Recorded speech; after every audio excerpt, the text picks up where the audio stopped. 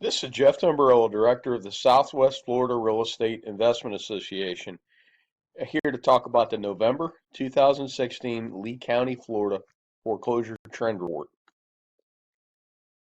We had 82 mortgage-related list pendants, down from the peak of, I think, 2,700 in '05.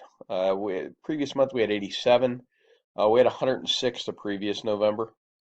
Certificates of title, this is deeds coming out of the courthouse via the foreclosure process.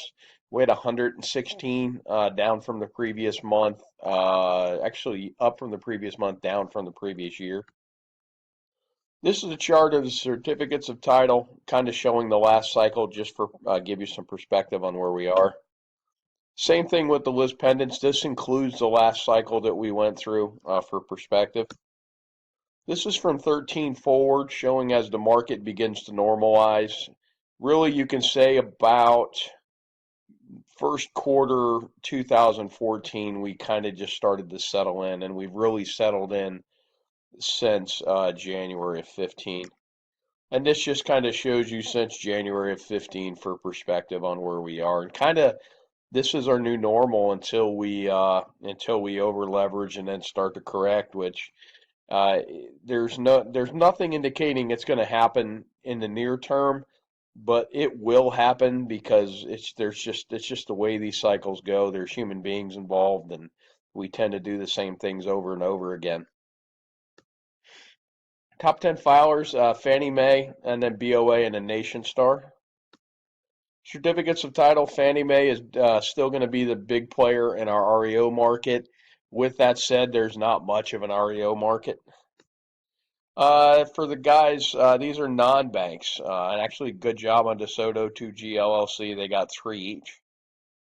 Also gives you some perspective that the top two investors last month only bought three, when in the past that was in the 15-20 range.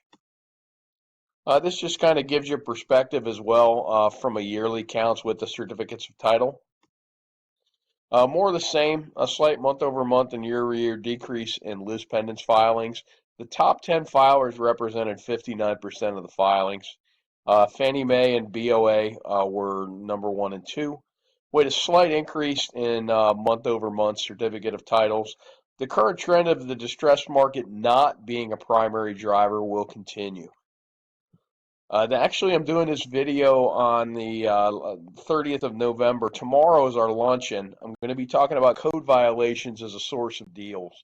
What are code violations? Governments have minimum standards for housing that include safety, sanitation, and suitability.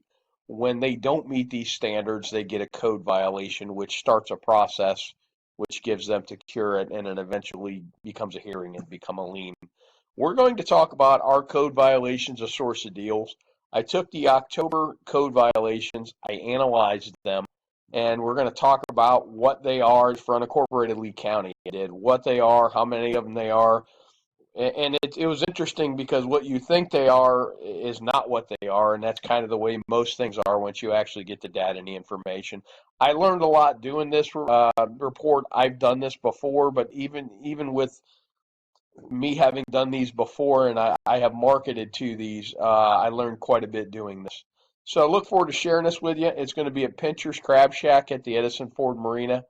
Our luncheon's from 11 to 1, essentially from 11 to 12. Come in, have lunch, meet some people, go from there. The formal part of the meeting begins at noon. For Southwest Florida RIA members, your cost is your lunch only. For non-members, it's $20. Should you join within 48 hours of attending your meeting, that $20 will be credited to your membership.